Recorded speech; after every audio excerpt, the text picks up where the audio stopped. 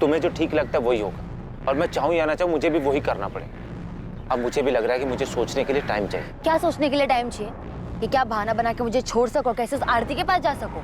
मुझे अपने बारे में सोचने के लिए टाइम चाहिए, क्या सही है क्या नहीं। हर बात तुम्हारे और आरती के बारे में नहीं होती। पक चुका हूँ यार तुम दोनों से। क्या कहा तुमने? तुम पक चुके हो मुझसे? निकिता, हमें एक दूसरे को थोड़ा टाइम देना चाहिए, ये हम दोनों के लिए अच्छा रहेगा।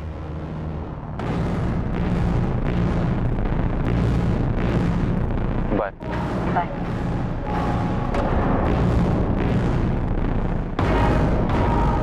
आरती को लेकर उस दिन फिर हमारे बीच में झगड़ा हुआ। निकिता भी थोड़ी अपसेट हो गई थी, मैं भी परेशान हो गया था, इसलिए मैंने निकिता को उसके बाद कॉल नहीं की। मैं कुछ टाइम के लिए अकेला रहना चाहता था। उसका फ़ोन नहीं आया, मुझे लगा कि शायद वो मेरी बात समझ गई, इसलिए फ़ोन नहीं कर रही। ये बात तूने हमें पहले क्यों नहीं बताई? क्योंकि ये मैडम हमारा पर्सनल था, और निकिता के साथ जो हुआ है उसका इससे कोई लेना देना नहीं। तुझे कैसे पता लेना देना है कि नहीं? वो मवाली कुणाल या उसकी बावली बहन आरती, उन्होंने निकिता के साथ कुछ नहीं किया होगा? नहीं, मुझे नहीं लगता उन्होंने कुछ किया। प्रदीप ध्यान रख, ये तो हो वो। हाँ मैंने धमकी दी थी मैडम, पर वो धमकी नहीं थी, बस बातचीत थी। हमारे भी बातचीत करने के तरीके से तो अच्छे से वाकिफ होगा कुणाल, काफी बार अंदर जो गया है। मैडम बता तो रहा हूँ, आरती विनीत से बहुत प्यार करती थी, विनीत भी उसको पसंद करता था, खाली निकिता की वजह से छुपा रहा था। निकिता भी कम नहीं थी मैडम, विनीत को कब्जे में करके रखा था उसने, फंसाया था उसको। देख मेरे को बिल्कुल पसंद नहीं है कि तू एक साइड में मेरी बहन के साथ लाइकिंग खेले और दूसरी साइड में वो निकिता के साथ चक्कर चलाए। कुणाल प्लीज समझना, मैंने निकिता को कमिट किया है। कट हो गया अभी वो। देख मेरी बहन आरती तेरे से बहुत प्यार करती है, उसका दिल नहीं दुखना चाहिए, और निकिता को कैसे बाहर करना ये अब तू देख। आज से तेरा सारा लाइकिंग मेरी बहन के लिए रहेगा, समझा? और अगर ऐसा नहीं हुआ ना तो मेरे को बहुत बुरा लगेगा, और तेरे को मालूम है मेरे को बुरा लगेगा तो मैं क्या करूंगा। मैडम प्यार का मामला था इसलिए प्यार से ही निपटाया था। तो चिंता मत कर, हम भी तेरे से प्यार से पूछेंगे, बस इतना ध्यान रखना हमें बुरा ना लग जाए। मैं कुछ समझा नहीं प्रदीप, तुम क्या कहना चाहते? अरे पुलिस जादव भाव को उठा के ले गई है पूछताछ करने के लिए। लेकिन क्यों? तुम्हारी लड़की के केस में। प्रताप भाव तुमको चलना पड़ेगा, समझाना पड़ेगा उन लोगों को। हाँ साहब, देखा मैंने इस आदमी को, ये अपनी दुकान पे आया था अमित भाव से मिलने, फिर अमित भाव इसको तुरंत लेके बाहर चले गए थे। यहाँ नहीं, मेरे पीछे पीछे। 27 अप्रैल को अमित को जो फोन आया था उसके बारे में जानते हो? जी साहब, मैं उस टाइम दुकान पे ही था अमित भाव के साथ। मेरी बहन ये कब पैदा हो गई? मेरी कोई बहन है ही नहीं। हेलो हेलो, अजीब आदमी है, कुछ भी बकवास किया जाए। ए दिनेश, एक काम कर, थोड़ा काउंटर सवाल में आता हूँ। जी बाब। फिर अमित भाव थोड़ी देर बाद वहाँ से बाहर चले गए थे, बस उसके आगे मैंने कुछ नहीं सुना साहब। क्या वो फोन इस हिस्ट्री शीटर किशोर कदम ने किया था? अमित की इसी से बात हुई थी? अमित भाई आपका काम हो गया, अभी लड़की आपको कोई परेशान नहीं करेगी। दिनेश, तुम इकलौते आदमी हो जिसने अमित को किशोर कदम के साथ मिलते जुलते देखा था। अमित की प्लानिंग के बारे में और क्या जानते हो? साहब मेरे को जो कुछ भी मालूम था मैंने आपको सब कुछ बता दिया, और साहब आपको मेरे को सुरक्षा देनी होगी। साहब अमित भाव बहुत खतरनाक आदमी है साहब, उसको ये सब मालूम पड़ेगा। घबराओ मत दिनेश, तुम्हें कुछ नहीं होगा।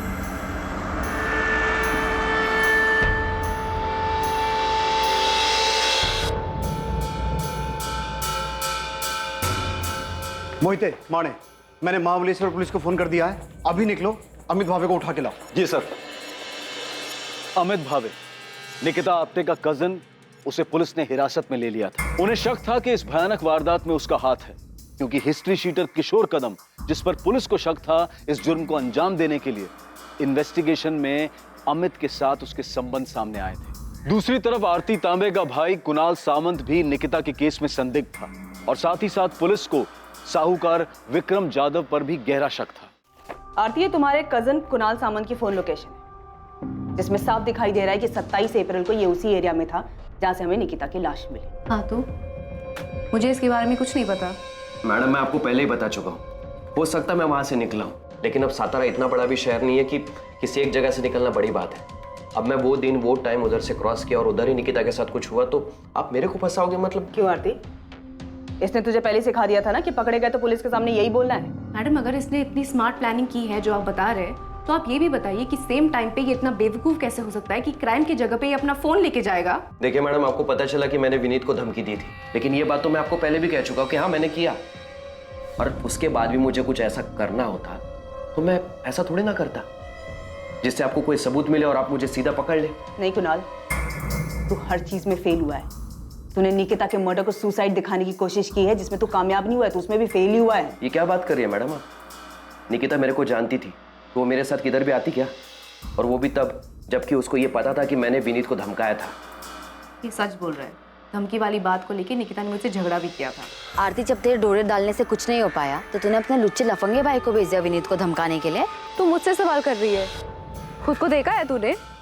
जब तू विनीत को रोक नहीं पाई मेरे पास आने से, उसको ब्लैकमेल करने लगी कि वो मुझसे दूर रहे। देख आरती, मुझे उसे ब्लैकमेल करने की कोई जरूरत नहीं है क्योंकि वो तुझे पसंद ही नहीं करता है। अच्छा, तू विनीत को रोक नहीं पाई मेरे पास आने से, उसको ब्लैकमेल करने लगी कि वो मुझसे दूर रहे। देख आरती, मुझे उसे ब्लैकमेल करने की कोई जरूरत नहीं है क्योंकि वो तुझे पसंद ही नहीं करता है। अच्छा, मुझे पता है, मुझे प्राइवेट मैसेजेस करता है। आरती, विनीत मेरा बॉयफ्रेंड है, वो तेरे इस जाल में कभी नहीं फंसेगा। तो बेहतर यही होगा तो अपने ये डोरे किसी और पे डाल, शायद कोई फंस जाए। अगर वो तुझसे इतना ही प्यार करता है तो इतना डर क्यों रही है कि वो तुझे छोड़ के मेरे पास आएगा? विनीत मेरा है और सिर्फ मुझसे प्यार करता है।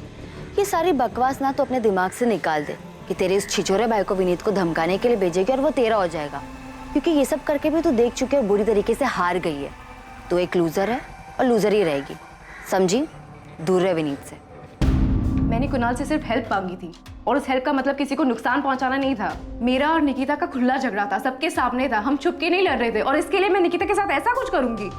मैडम मेरी हिस्ट्री है, मैं जुआ खेलता हूँ, पॉकेट मारता हूँ, लेकिन रेप जैसी गंदी हरकत मैंने कभी नहीं की और ना ही मैंने किसी का मर्डर किया। मैं जानता हूँ मैडम आप मेरे पे भरोसा नहीं करोगे। मैडम उस दिन मैं किसी काम से वहाँ गया हूँगा पर मैं निकिता को नहीं मिला, मैंने उसके साथ कुछ भी नहीं किया। मैडम मैं सच बोल रहा हूँ। ये एक लव ट्रायंगल था जहाँ पे हम एक दूसरे के खिलाफ थे, दुश्मन थे, हम एक दूसरे के, झगड़ा करते थे हम एक दूसरे के साथ, लेकिन फिर भी मैं कुणाल को निकिता के पीछे नहीं भेजूंगी। इतनी सी बात आपको समझ नहीं आती? नहीं आ रही सब, क्योंकि ये झूठ है आरती। सच ये है कि तूने इस गुंडे को भेजा था विनीत को धमकाने के लिए कि ये निकिता से दूर रहे, लेकिन ऐसा हुआ नहीं। सच ये है कि निकिता अब जिंदा नहीं है, ये बताने के लिए कि ये गुंडा कई बार गया तो उसे धमकाने के लिए। सच ये है कि निकिता जिंदा नहीं है, बताने के लिए कि उसका रेप और मर्डर इसी कुणाल ने किया है। और इन सब के बावजूद तेरी सारी दलीलें झूठी साबित होती है, क्योंकि जब ये सब हुआ था तू क्राइम सीन के पास था। तुम दोनों से ना बहुत प्यार से बात कर ली है मैंने, तुम दोनों को प्यार की भाषा पच नहीं रही है। मोहिते, डाल इसको जेल में और तब तक कूट जब तक सच बाहर नहीं आ जाता है। अरे मैडम मेरी बात तो सुनिए।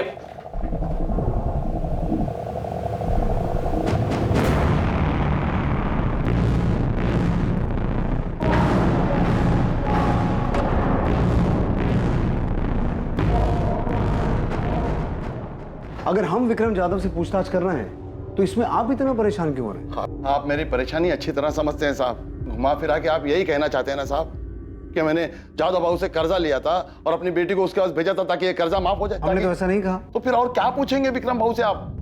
मेरी चचेरी बहन के बेटे अमित के खिलाफ सबूत है ना आपके पास, उसने किया है सब कुछ, पूछिए उससे। हम ना तो अमित भावे को बख्शेंगे ना ही विक्रम जाधव को, फिर चाहे आप खुद निकिता के पिता आके हमें ये क्यों ना कहें कि हमें किससे पूछताछ करनी है और किससे नहीं।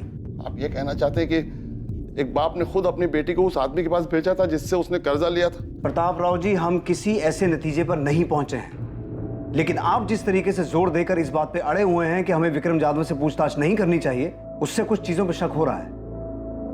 आपके लिए बेहतर होगा हमें हमारा काम करने दीजिए।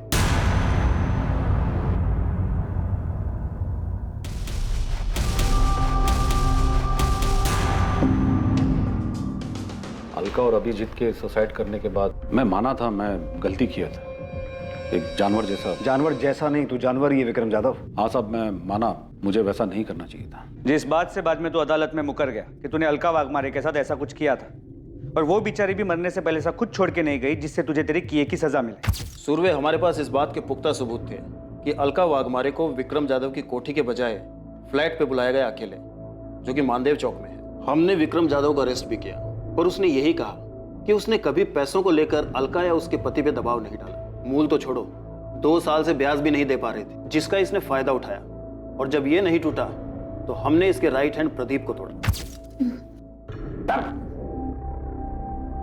एक आदमी और एक औरत ने सुसाइड किया प्रदीप, और तू जानता है कि ये सब तेरे उस जादव भाव के इशारे पे हुआ है। देख, वो तो जेल में जाएगा ही, अगर तू नहीं बोला तो तू भी जेल जाएगा। सच बोल रहा हूँ, अलका बहनी खुद उधर आई थी। साहब ने खाली अभिजीत भाव को बोला था, अभिजीत भाव ने खुद अलका बहनी को उधर भेजा था साहब। जादव भाव, इनके घर का कीमत अभी कुछ 14-15 लाख होगा, उतने में हो जाएगा। भाव, मैं हाथ जोड़ता भाव, ऐसा मत करो भाव, सर से छत मत छीनो भाव, मैं सारा पैसे दे दूंगा भाव। तू खाली बोलता है, लौटाता नहीं। शुरू में खाली 4 महीना तू ब्याज भरा है, उसके बाद हर बार तू आता है खाली जबान देकर चला जाता है। अभी क्या करेगा तेरा खाली जबान का मैं? जैसे जैसे होगा पैसे दे दूंगा भाव।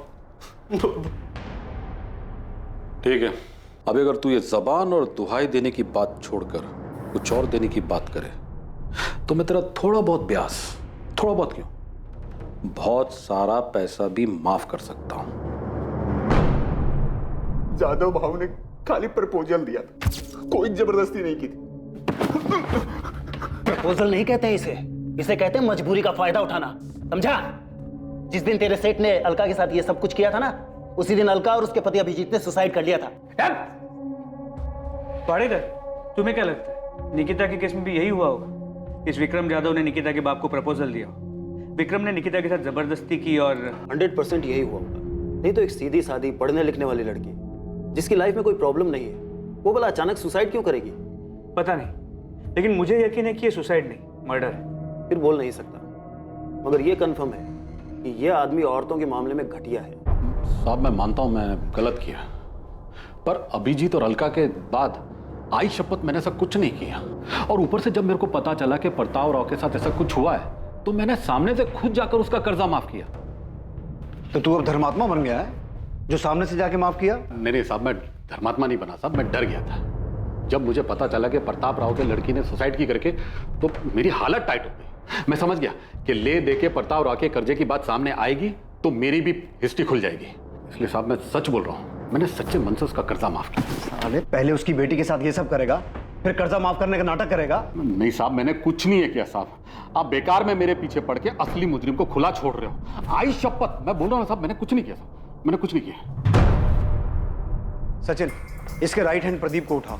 अलका वाघमारे केस में वो टूटा था, इस केस में भी वही टूटेगा। तबीयत से धुलाई करो उसकी। लेकिन सर, मुझे नहीं लगता कि इस केस में ये विक्रम इन्वॉल्व है। अलका वाघमारे केस में विक्रम ने अलका का यूज किया और उसके बाद अलका और उसके पति ने सुसाइड किया। लेकिन सर, इस केस में सचिन, मैं जानता हूं तुम्हें लगता है ये सुसाइड नहीं मर्डर है, लेकिन अगर कोई इस केस को सुसाइड की शक्ल देकर मर्डर को छुपा सकता है तो सुसाइड को कवर अप करने के लिए कोई इस केस को मर्डर की शक्ल भी दे सकता है। ये जादव बहुत घटिया इंसान है। ब्याज कम करने के नाम पर अभिजीत वाघमारे को उसकी बीवी को अपने पास बुलाने का प्रपोजल दे सकता है, तो ये भी कर सकता है। ऐसे वाहियात इंसानों की फितरत कभी जाती नहीं। इसे लगा ही नहीं होगा कि निकिता सुसाइड कर सकती है। इसे क्या, निकिता के बाप को भी नहीं लगा। करूं। और आपको क्या लगता है ताई सुसाइड क्यों करेगी? उस आरती की वजह से। उसने सुसाइड नहीं किया है, ये सब उस कमीने अमित भावे ने किया है। उसने पुलिस को झूठ बोला है कि उसको गुमनाम फोन आया था। ये सब उस हिस्ट्री शीटर किशोर कदम ने किया है। पुलिस उस किशोर कदम को पकड़ नहीं पा रही है, इसलिए अपने आप को बचाने के लिए विक्रम की बलि चढ़ाना चाहती है।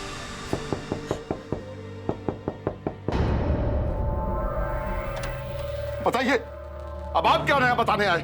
बताने नहीं, पूछने आया हूं। आपने हमें ये क्यों नहीं बताया कि विक्रम जाधव आपसे मिलने आया था और आप दोनों के बीच में डील हुई थी? मैं तुम लोगों का ख्याल रखेगा, तेरा भी, शिवम का भी, समझ लेना। अब तेरे को कोई भी पैसा वापस देने का जरूरत नहीं है। मैं तेरा सारा कर्जा माफ कर रहा हूं। मैं तेरा दुख समझ सकता हूं।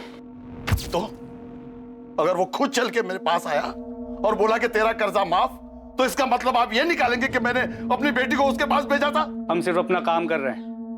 आपकी बेटी के मौत के बाद ये विक्रम जाधव जैसा घटिया आदमी अचानक इतना संत कैसे बन गया? मुझे नहीं पता, नहीं पता मुझे। मेरी हालत ठीक नहीं थी, इसलिए मैं पूछ भी नहीं पाया। इसका ब्याज टाइम पे दिया है मैंने, जाके पूछ लो उसको। विक्रम जाधव जो होगा सो होगा। आपकी हिम्मत कैसे है मेरे बारे में ऐसा सोचने की कि मैंने अपनी बेटी के साथ ऐसा कुछ किया है? ये सब उस अमित को बचाने के लिए तो नहीं कर रहे आप? कितना पैसा खिलाया उसने ये सब केस घुमाने के लिए, हाँ? और सुसाइड बोल के केस बंद करने के लिए कितना पैसा दिया है उसने? एक कॉल क्या आ गया मेरे फोन पे, आप लोग तो मेरे पीछे हाथ धोकर पड़ गए, जैसे मर्डर मैं नहीं किया हो। किशोर कदम कहाँ है? अरे कौन किशोर कदम? मैं किसी दो डंडे की औकात नहीं तेरी। हमें पता है वो गुमनाम आदमी का फोन नहीं था, निकिता के फोन से वो फोन तुझे किशोर कदम ने किया था। मैं तो पूछ रहा हूँ, साहब लोग पूछेंगे नहीं, सीधा तेरी आवभगत शुरू करेंगे, आरती उतारेंगे तेरी लॉकअप में। कुणाल, पुलिस ने मेरे पीछे अपने लोग लगा रखे हैं, मेरे हर मूवमेंट पे नजर रख रहे हैं, मेरे फोन रिकॉर्ड्स तक निकलवा रहे हैं। तेरे को क्या लगा आरती, तू विनीत के लिए बावलो जैसी हरकतें करेगी और उसके बाद तेरे से कोई कुछ सवाल नहीं पूछेगा? मैंने कभी नहीं सोचा था कि निकिता के साथ ये झगड़ा उसकी मौत पे खत्म होगा। तू मेरे पे इल्जाम डाल रही है क्या? देख, पुलिस को मेरे ऊपर पहले से शक है, तो क्यों ये सब बोलकर उनका शक गहरा कर रही है? और तो तू वहां पे करने क्या गया था जहाँ पे निकिता की बॉडी मिली थी?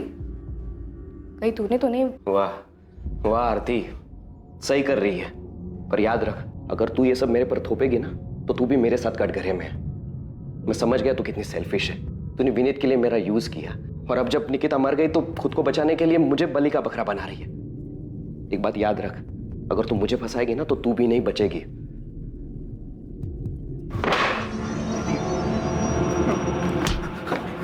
पिछली बार तू बच गया था, इस बार नहीं बचेगा। मैं सच बोल रहा हूं, तेरी लाश तक नहीं मिलेगी।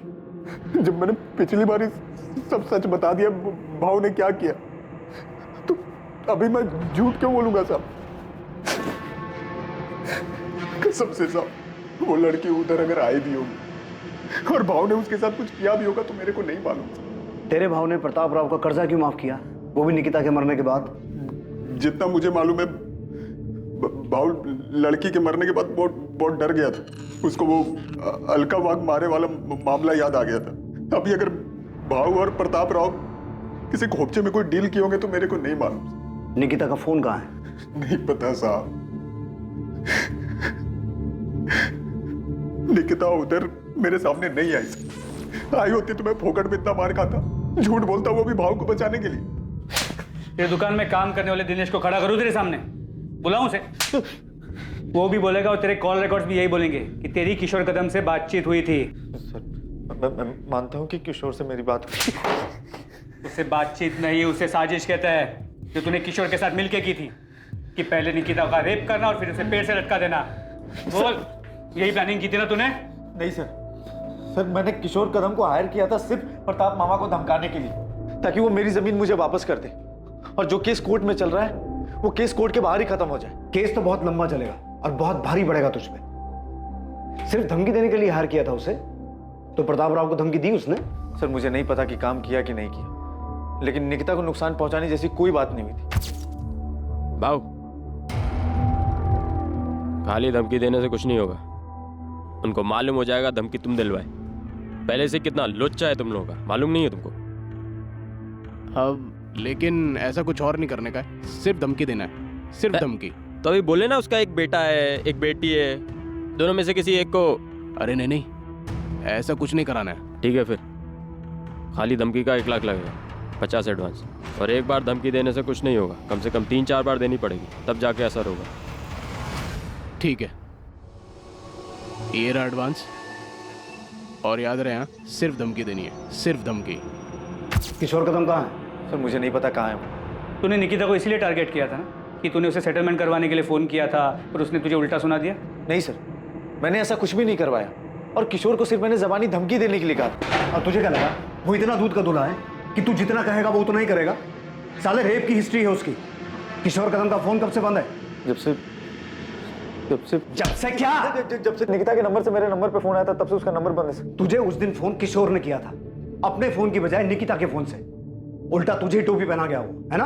तो मुझे भी उस दिन 1 मिनट के लिए ऐसा ही लगा था कि कहीं किशोर ने कोई अलग कांड तो नहीं कर दिया, लेकिन मैं सच कह रहा हूँ, उस दिन फोन पर किशोर नहीं था। अजीब आदमी है, कुछ भी बकवास किया जा रहा है। तो मुझे बाद में ठनका कि कहीं किशोर ने मुझे फंसाने की कोई चाल तो नहीं चल दी। सर मैं बहुत घबरा गया था, मैंने किशोर को फोन किया, उसका फोन बंद आ रहा था। सर आज तक बंद है। तो तू उसी टाइम समझ गया था कि बहन मतलब निकिता, और किशोर ने 100% उसके साथ कुछ किया है। उस दिन किशोर को सिर्फ मैंने धमकी देने के लिए कहा था, और कुछ नहीं। और जो फोन पे आवाज थी सर, वो किशोर की नहीं थी। सर मैं सच कह रहा हूँ, मैं झूठ नहीं कह रहा। उस समय तक सारे नंबर मेरे मोबाइल में ट्रांसफर नहीं हुए थे, और किशोर को सिर्फ मैंने धमकी देने के लिए पैसे दिए थे। अच्छा, मतलब वो रेप और मर्डर उसने अपने मन से किए थे। चल मान लिया हमने, कि तू बहुत ही शरीफ आदमी है। जा महाबलेश्वर जा अपने घर, जा आराम कर जा। जा। जब तक किशोर कदम मिल ना जाए ना, इसकी किशोर कदम पुलिस के हाथ नहीं लगता और उससे पूछताछ नहीं हो जाती। किशोर तक पहुंचने के लिए पुलिस ने महाराष्ट्र के हर शहर में उसकी तलाश शुरू कर दी थी। उसकी खबर देने वाले को इनाम देने की घोषणा तक की गई थी। किशोर को गिरफ्त में लेने के लिए शहर और शहर के बाहर के सभी पुलिस नेटवर्क उसकी तलाश में लगा दिए गए थे। मुझे किशोर कदम नाम के आदमी ने कभी कोई धमकी नहीं दी, पर इस बात में कोई शक नहीं है कि जो कुछ मेरी बेटी के साथ हुआ है उसमें अमित का हाथ। सीधे सीधे इस सवाल का जवाब दीजिए। जब हमने आपसे पहले पूछा था कि आपका किसी के साथ कोई झगड़ा है, कोई दुश्मनी है, तब आपने हमें क्यों नहीं बताया? क्योंकि मुझे पता नहीं था साहब। मैं सोच भी नहीं सकता था कि जो आदमी मेरा रिश्तेदार है वो जमीन की लालच में इस हद तक गिर सकता है। मुझे ये भी कहाँ पता था कि निकिता का कोई बॉयफ्रेंड था, और ना ये पता था कि रोज की तरह वो उस दिन भी कॉलेज तो जा रही थी पर कभी लौट कर नहीं आई, और मिलेगी भी तो इस हाल में। किशोर कदम अब पुलिस के लिए सबसे अहम संदिग्ध था, पर क्या वो सच में गुनहगार था? अमित ने जो उसे काम सौंपा था उसने उससे बढ़कर ये घिनौनी हरकत की थी। दूसरी तरफ विक्रम जाधव, जिसने निकिता के पिता को कर्जा दिया था, और कुणाल सामंत, जिसने अपनी बहन के लिए विनीत को धमकी दी थी, वो दोनों भी संदिग्ध बने हुए थे, लेकिन उनके खिलाफ कोई पुख्ता सबूत नहीं मिल पा रहे।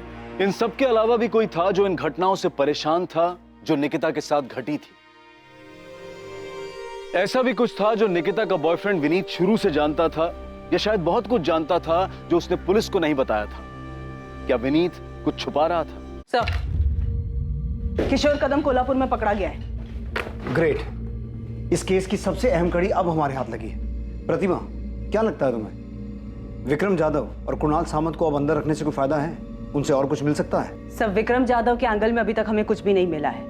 हमने काफी लोगों से पूछा, काफी छानबीन की, लेकिन किसी ने भी निकिता को उसकी कोठी या फिर उस फ्लैट के आसपास नहीं देखा जहां पे उसने अलका वाघमारे को बुलाया था। और कुणाल सामंत? सर, उससे भी हर तरीके से पूछताछ की, लेकिन वो टूटने को तैयार ही नहीं है। सर, मुझे अभी भी लगता है कि आरती का इससे लेना देना है। जो अमित के केस में है वो आरती के साथ भी हो सकता है। कि बात सिर्फ निकिता को विनीत से अलग करने की थी, लेकिन कुणाल उससे आगे बढ़ गया। सर, अब तो आरती को भी लगता है कि कुणाल ने किया है। बोल रहा हूँ ना साहब, मैं 27 अप्रैल को था ही नहीं इधर ही सतारा में। किशोर तो एक केस में बेल पे है ना, पर घबरा मत, इस केस में तो जेल नहीं जाएगा। हाँ साहब, इधर एनकाउंटर करके केस बंद करने का प्लान है, तो इधर ही ठोक दो ना। काय को काली पोकट सतारा में लेके जा रहे हो? मैंने तो सिर्फ अपना हिस्सा मांगा था। क्या गलत कर रहा था? क्या गलत था इसमें? ऐसे किसी गुंडे को पैसे देकर धमकी दिलवाना सही काम है? पैसे देकर धमकी इसलिए दिलवाई ताकि कोर्ट के बाहर से मामला सेटल हो जाए। अमित जो आदमी गुंडा है, पैसे लेकर धमकी दे रहा है, वो और कुछ करेगा तो रोक लेगा उसे। अब फंसा दिया ना उसने तुझे। सोचा है कभी तेरी वजह से निकिता के साथ में क्या हुआ है? भाई, मैंने उससे नहीं कहा निकिता के साथ ये सब करने के लिए। मैंने तो सिर्फ उससे कहा। अमित, याद रखना, अगर ये पता चला ना कि निकिता के साथ में उसी ने ये सब कुछ किया तो तू भी उसी जुर्म में अंदर जाएगा। जरा से जमीन के लालच ने तुझे क्या से क्या बना दिया।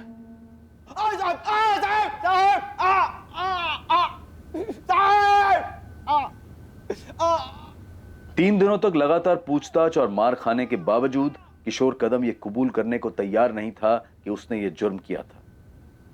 वो सिर्फ इस जुर्म से ही नहीं बल्कि इस बात से भी इनकार कर रहा था कि अमित भावे से पैसे लेने के बावजूद उसने कभी निकिता को निशाना बनाया या उसके परिवार के किसी इंसान को धमकी भी दी थी। सोच ले किशोर,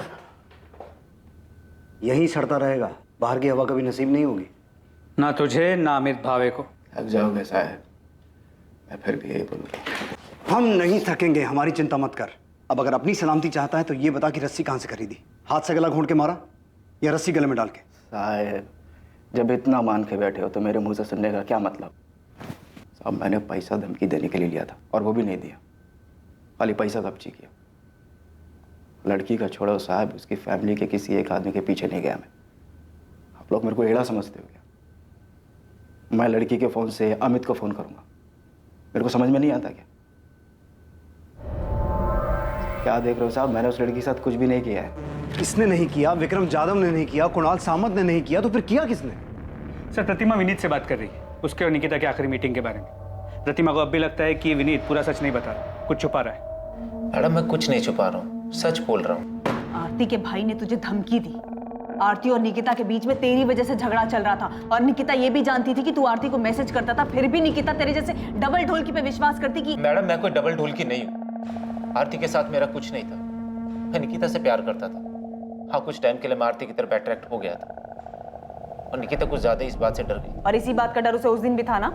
नहीं, वो नाराज थी कि मैंने आरती को मैसेज की और इसी बात से परेशान थी। वो ये समझ ही नहीं रही थी कि वो मुझे लेके बहुत ज्यादा पॉजेसिव हो रही थी। परेशान हो गया था उसकी इस आदत से। और इस परेशानी का हल तूने ये निकाला कि उसे आरती? नहीं, बिल्कुल नहीं।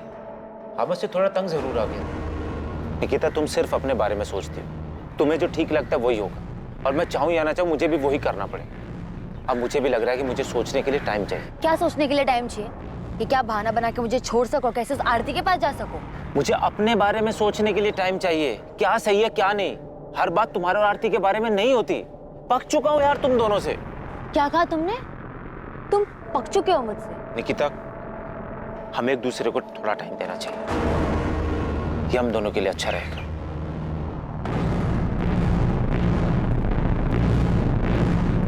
बाय। बाय।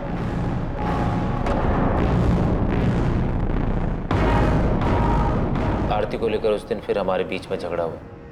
निकिता भी थोड़ी अपसेट हो गई थी, मैं भी परेशान हो गया था, इसलिए मैंने निकिता को उसके बाद कॉल नहीं की। मैं कुछ टाइम के लिए अकेला रहना चाहता था। उसका फ़ोन नहीं आया, मुझे लगा कि शायद वो मेरी बात समझ गई, इसलिए फ़ोन नहीं कर रही। ये बात तूने हमें पहले क्यों नहीं बताई? क्योंकि ये मैडम हमारा पर्सनल था और निकिता के साथ जो हुआ है उसका इससे कोई लेना देना नहीं। तुझे कैसे पता लेना देना है कि नहीं? वो मवाली कुणाल या उसकी बावली बहन आरती, उन्होंने निकिता के साथ कुछ नहीं किया होगा? नहीं, मुझे नहीं लगता उन्होंने कुछ किया। मुझे लगता है निकिता के साथ कुछ और हुआ है। कुछ और मतलब? ये तो मुझे नहीं पता, पर जो भी हुआ है उसका मुझसे कोई वास्ता नहीं।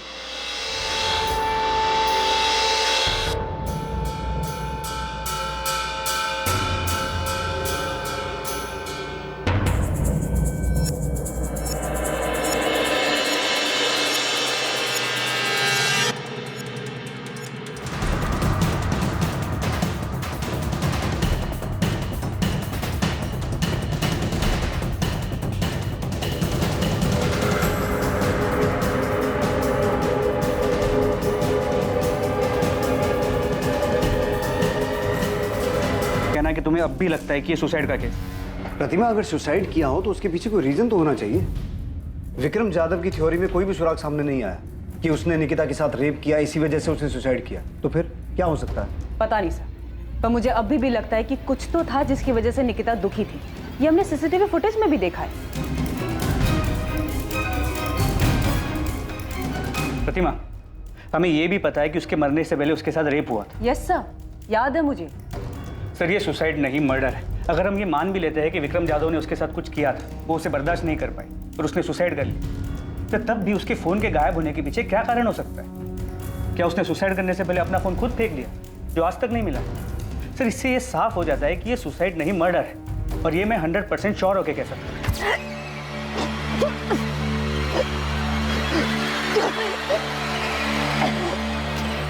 सर, निकिता को रस्सी से गला घोट के मारा गया और फिर उसी रस्सी से उसे पेड़ से लटका दिया गया, इसीलिए उसके गले पे सिर्फ रस्सी का निशान, और पेड़ पे लटकाने की वजह से उसकी गर्दन की हड्डी टूट गई, जो हमें कंफ्यूज कर रही है। सर, क्राइम सीन पे निकिता का फोन नहीं मिला है, जिससे ये साफ होता है कि जिसने भी निकिता को मारा है वो उसका फोन अपने साथ लेकर चला गया। पर ये हो कौन सकता है? सारे हिस्ट्री शीटर्स को हमने तोड़ा है, उन पर नजर रखे हुए हैं, उनमें से कोई नहीं है, तो फिर है कौन? इस केस में अपराधी कौन था या फिर कौन थे, ये पता लगाना बहुत मुश्किल हो रहा था। हर एक एंगल के खुलने के बावजूद निकिता की मौत के पीछे के मकसद तक पहुंच पाना लगभग नामुमकिन सा लग रहा था। अब केस ठंडा पड़ चुका था, महीनों गुजर चुके थे। 27 अप्रैल 2019 को इस जुर्म को अंजाम दिया गया था और अब अक्टूबर 2019 आ चुका था। लेकिन अचानक इस केस को एक नई दिशा मिलने वाली थी, एक नया रास्ता खुलने वाला था।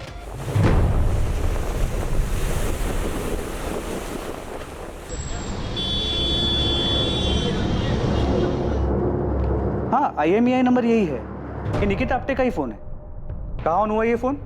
मुंबई में ऑन हुआ? जी सर।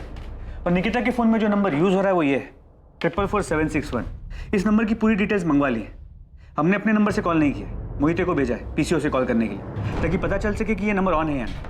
सर, ये नंबर ऑन है। मैंने पीछे से फ़ोन किया, ऐसे ही कोई नाम बदल कर बात की। किसी आदमी ने फ़ोन उठाया था, बोला कि आपने जो नंबर लगाया रॉन्ग नंबर है। मैंने पूछा ये मुंबई का नंबर है? उसने कहा हाँ। सर मैंने उससे और कुछ नहीं पूछा, ये सोच करके कहीं वो अलर्ट ना हो जाए। गुड, एड्रेस निकालो और उठाओ इस आदमी को। जी सर। और उसे पता ना चले कि हम उसके पीछे हैं।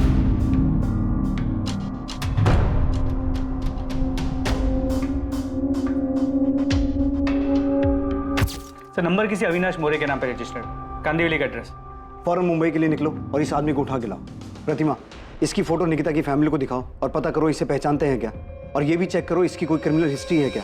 ठीक है सर।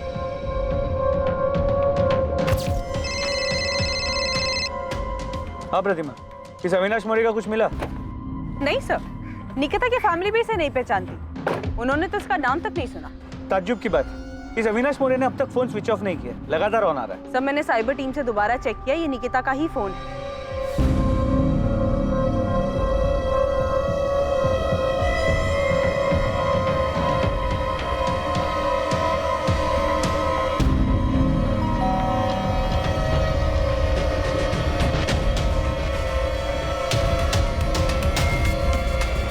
जी अविनाश मोरे। जी भाई हूँ। तू जो फोन यूज करता है वो कहाँ है? आप लोग हैं कौन और ये पूछ क्यों रहे हैं? सतारा पुलिस। और साहब आप मेरा फोन क्यों देखना चाहते हैं? क्योंकि वो फोन तेरा नहीं, किसी और का है। नहीं, ये तेरा फोन नहीं। साहब ये मेरा ही फोन है। तेरा नंबर 444761 3 दिन पहले एक फोन में एक्टिव हुआ था, वो फोन कहाँ है? साहब लेकिन हुआ क्या है? 3 दिन पहले तेरा नंबर जिस फोन में एक्टिव हुआ था वो फोन सतारा की निकिता आप्टे का है, जिसका 6 महीने पहले रेप और मर्डर हुआ है। वो सब तो मुझे पता नहीं है, लेकिन इसी फोन में मैंने 3 दिन पहले सिम डाला था। अविनाश वो फोन ऐसे नहीं, ऐसे दिखता है। सर इसे लॉकअप में ले जाके पूछते हैं, तब याद आ जाएगा इसे। अरे साहब इसमें याद क्या करना, मैं सच कह रहा हूँ साहब। साहब मेरा फोन खराब हो गया था, डिस्प्ले गया था उसका, मैंने उसे बनने के लिए डाला था, और राजू की दुकान से काम चलाने के लिए ये फोन मैंने 1000 रुपए का खरीदा था। चल राजू के दुकान पे ले चला। हाँ चलो साहब। चल राजू, इनको बताओ कि ये फोन मैंने तुमसे ही खरीदा था ना? हाँ साहब, ये फोन मैंने ही बेचा था उसको। इस फोन का जो IMEI नंबर है वो उस लड़की के फोन का है जिसका सतारा में 6 महीने पहले रेप और मर्डर हुआ। IMEI नंबर सेम है, लेकिन उसका फोन ये था। हमारे पास एक कंफर्मेशन है कि निकिता के फोन का मॉडल ये है, और हमने ये भी कंफर्म किया कि इस फोन का जो IMEI नंबर है वो निकिता के फोन का। साहब ये जो आप फोटो दिखा रहे हैं ना फोन का, ये बिकने के लिए आया था मेरे पास, मैं ही खरीदा था। किससे खरीदा था? ऐसे ही चलते फिरते एक बंदा आया था बेचने के लिए। मेरे को ये फोन बेचने का है, बंद पड़ा है, चल नहीं रहा। चल ही नहीं रहा है? नहीं। अरे भाई इसका तो बॉडी भी डैमेज है, मेरे भी किसी काम का नहीं, खरीद के करूंगा क्या इसको? अरे देख लो, मोबाइल का दुकान है, कुछ काम आ जाएगा आपके, जो भी दोगे चलेगा मेरे को। मैं बोला 200 रुपए से ज्यादा नहीं देगा, वो बोला ठीक है और बेच के चला गया। तो फिर वो टूटा हुआ फोन का है, और उस फोन का IMEI नंबर इस अविनाश के फोन में कहाँ से आया? ये फोन का बॉडी एकदम डैमेज हो गया था, बैटरी वैटरी सब ठीक था, तो मैंने बाहर का बॉडी निकाल के फेंक दिया और अंदर का माल मटेरियल जुगाड़ करके ये फोन में फिट कर दिया। तुम्हें ये फोन किसने बेचा? उसका नाम क्या है जिसने बेचा? नाम तो याद नहीं साहब, 1-2 महीना हो गया अभी। देख राजू, हमें वो आदमी चाहिए, और अगर वो नहीं मिला ना, हम तेरी जन्मपत्री बना देंगे कि तूने सतारा में उस लड़की के साथ रेप और मर्डर किया। खाली फिल्म मेरे को काहे को फंसा रहे साहब, मैं तो खाली फोन खरीदा था। जिसने फोन बेचा उसका हुलिया याद है? साहब याद करने की कोशिश करता हूँ साहब। नहीं, ये भी नहीं, ये नहीं, ये था ना? नहीं साहब, ये भी नहीं था। जैसा वो सब बोले ना वैसा मैं आपको उसका हुलिया बताने को तैयार हूँ। सच्ची साहब, जितना याद है सब बताऊंगा, बिल्कुल नहीं घुमाऊंगा, कसम से।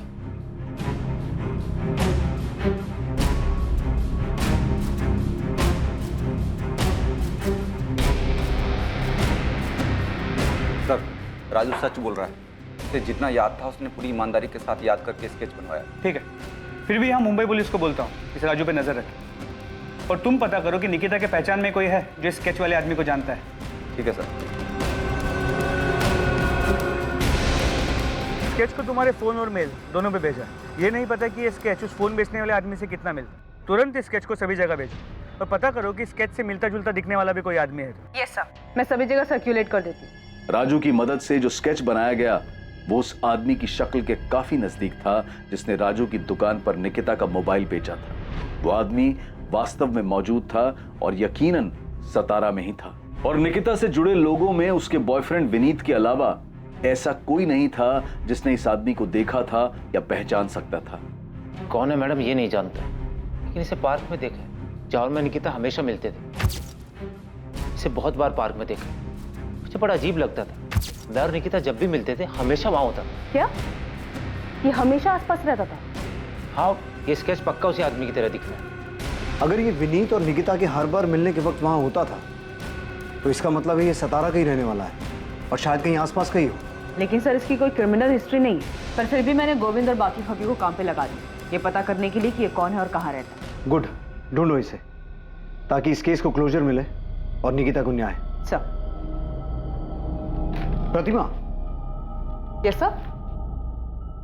तुमने बताया कि विनीत कह रहा था कि ये हमेशा पार्क में मौजूद रहता था, उन्हें घूरता था। यस सर, वो दोनों जब भी पार्क में मिलते थे ये वहां रहता था। 27 तारीख की निकिता की वो फुटेज निकालो। हमें इस एंगल के बारे में कुछ पता नहीं था, हमने कुछ मिस किया है। 27।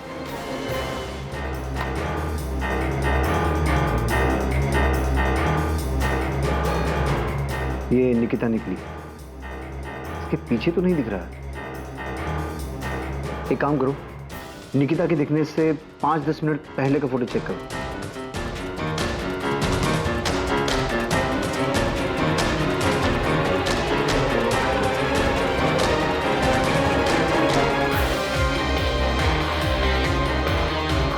एक मिनट सर, स्टॉप कीजिए इसको। अब नॉर्मल कीजिए। यही है वो सर, यही है।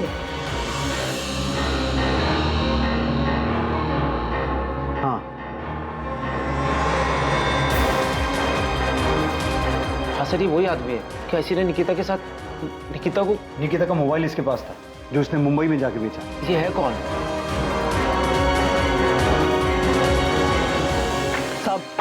इस तरफ प्रशांत केलकर नाम है इसका, इलेक्ट्रिशियन है, यहीं सातारा का ही है।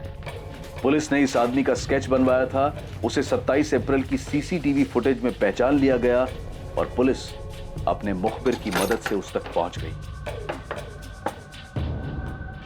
जी चल आजा। क्या हुआ साहब, क्या बात हो गई? साले 6 महीने से भटका रहा है, पूछ रहा है क्या हो गया? मुझे नहीं पता क्या हुआ। चल अब चल। प्रशांत केलकर नाम है उसका, इलेक्ट्रिशियन है। विनीत ने बताया कि निकिता विनीत जब भी पार्क में मिलते थे ये हमेशा वहां होता था। ये कौन है? ये किशोर कदम की तरह कोई दूसरा आदमी जिसको अमित ने पैसे देकर निकिता को? नहीं, प्रशांत हिस्ट्री शीटर नहीं है। उसे पुलिस स्टेशन ला रहे हैं, फिर पूछताछ करेंगे उससे। मैडम, इस आदमी का मेरी बहन से क्या लेना देना? पता नहीं शिवम, अभी कुछ नहीं बता सकता। ऐसे ही बोलेगा या इलेक्ट्रिक शॉक खाएगा? बिना झटका खाए बोल दे, बेहतर है। निकिता का फोन तेरे पास था, उस मोबाइल शॉप वाले राजू ने तुझे पहचान लिया। अरे ऐसे प्यार से नहीं बोलेगा सचिन। प्रशांत केलकर।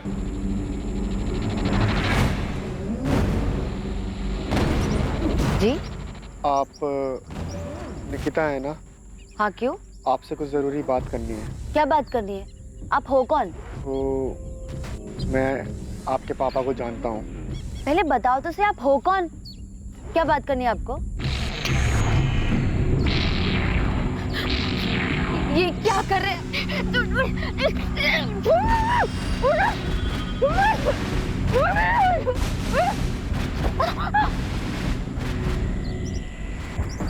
क्या आप मेरे साथ चल, वरना यहीं काट दूंगा।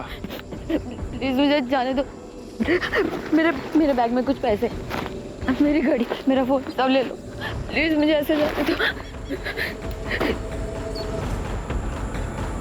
मुझे ये सब कुछ नहीं चाहिए, मुझे सिर्फ तू चाहिए, सिर्फ तू।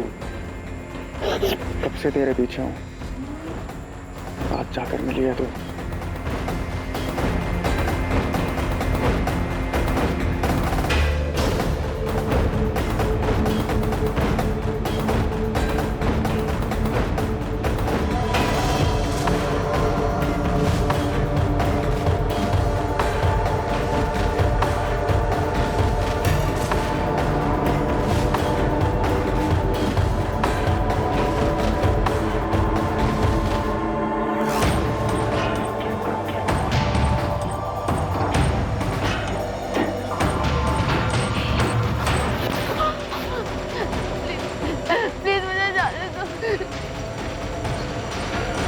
भाई साहब, मुझे तेरे को वैसे देखना है जैसे मैं तेरे को सपने में देखता हूँ। प्लीज प्लीज मुझे जाने दो, मुझे अपने घर जाना। जाने दूंगा, बस एक बार मेरे को। क्या एक बार?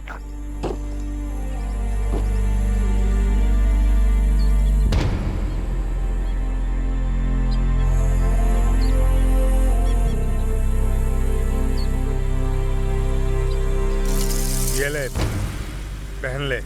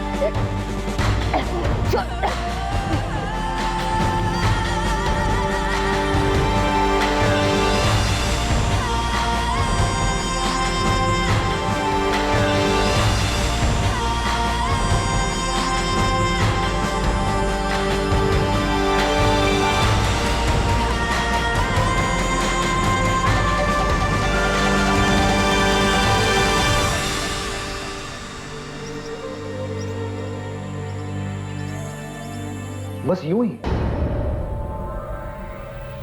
तूने उसे देखा, वो तुझे पसंद आ गई, इतना कि वो तेरी सनक बन गई। निकिता का फोन तेरे पास 6 महीने से था, तूने उसे ऑन क्यों नहीं किया? वो 6 महीने बाद मुंबई जाके क्यों बेचा? मैं अखबार में पढ़ रहा था। जोर से बोल, जोर से बोल, सुनाई देना चाहिए। मैं मामला ठंडा होने का इंतजार कर रहा था। 27 अप्रैल का दिन तूने इसलिए चुना क्योंकि निकिता उस रास्ते से जाने वाली थी। हाँ, मैंने पहले भी कई बार कोशिश की थी, पर सड़क पर कोई ना कोई आ जाता था। तो तूने देखा कि 27 तारीख को उस रास्ते पे आसपास कोई नहीं था, सुनसान था, तो तूने ऐसा किया? हाँ। तूने निकिता के भाई अमित को फोन क्यों किया? तू जानता है उसे? नहीं। तो उसे फोन क्यों किया? मुझे बुरा लगा कि उसके परिवार वाले परेशान हो रहे होंगे कि कहाँ गई, तो इसलिए मैंने उसका फ़ोन उठाया और देखा किसको फ़ोन कर सकता हूँ, तो मैंने उसका नंबर डायल कर दिया। फ़ोन में नाम अमित दादा करके लिखा हुआ था, मुझे लगा दादा लिखा है तो भाई ही होगा, मिला दिया। हेलो, तुम्हारी बहन की डेड बॉडी पड़ी है, आके ले जाओ। कौन बोल रहा है? दिमाग तो सही है तेरा? एक बार में सुनाई नहीं देता है क्या? तुम्हारी बहन की बॉडी पड़ी है, आके ले जाओ। प्रशांत केलकर से बार बार पूछताछ की गई, ये जानने के लिए कि क्या वाकई ये जुर्म उसने अपनी विकृत मानसिकता और यौन आकर्षण के कारण किया था या इसमें कोई और भी शामिल था। पर आखिर तक यही सामने आया कि वो वाकई एक विकृत मानसिकता का आदमी था जो निकिता पर मोहित था, जिसने सिर्फ अपनी हवस पूरी करने के लिए निकिता के साथ बलात्कार किया और फिर उसे मार दिया। अपराधी, अपराध का मकसद और जिस तरह से इस जुर्म को अंजाम दिया गया था, उसने पुलिस तक को हैरान कर दिया था। इस केस में निकिता के परिवार में जो भी मनमुटाव था वो सामने आ गया था। इस केस के जरिए संपत्ति को लेकर चल रहे विवाद के कारण कोई अपना ही निकिता के पिता को धमकी देने, डराने जैसे गलत इरादे रखता था, वो भी सामने आ गया। साथ ही एक लड़के को लेकर लव ट्रायंगल, प्यार के नाम पर दीवानगी भी सामने आई, जिसमें दो बेस्ट फ्रेंड्स के बीच एक लड़के की वजह से दोस्ती में कड़वाहट आ गई थी। पर निकिता के बलात्कार और हत्या का जो अपराधी था, वो निकिता और उसके जानने वालों के लिए चेहरे से, नाम से पूरी तरह से गुमनाम था। प्रशांत केलकर का इससे पहले कोई क्रिमिनल रिकॉर्ड नहीं था और साथ ही मनोवैज्ञानिक जांच में भी ऐसा कुछ सामने नहीं आया कि उसे कोई मानसिक बीमारी थी। वो पूरी तरह से सामान्य था। यह बेहद दुखद है कि 19 साल की निकिता को किसी की सनक और दिमागी गंदगी की वजह से अपनी जान गंवानी पड़ी। इस केस में जो सबसे बड़ा सवाल पैदा होता है वो ये कि ऐसी विकृत मानसिकता जो सड़क पर चलते इंसानों को, अपने आसपास के लोगों को शोषण का सामान मानती है, उस विकृत मानसिकता को पहचाना कैसे जाए। दरअसल ये मुश्किल है, आसान नहीं है, लेकिन जब भी किसी पर कोई शक हो या पता चले कि आपके आसपास ऐसा कोई व्यक्ति है तो तुरंत उसकी शिकायत करें। ऐसे लोगों से डरने की बजाय हिम्मत दिखाकर पुलिस में उनकी शिकायत करें और उन्हें उनकी सही जगह पर पहुंचाएं। खुद को और अपने आसपास के माहौल को सुरक्षित बनाएं। अब मैं अनूप सोनी आपसे विदा लेता हूं, फिर मुलाकात होगी एक और नए केस के साथ। देखते रहें क्राइम पेट्रोल सतर्क, सोमवार से शुक्रवार रात 10:30 बजे। और याद रखें, क्राइम और आपके बीच में सिर्फ इतना फर्क है कि आप कितने सतर्क हैं। सतर्क रहें, सुरक्षित रहें। जय हिंद।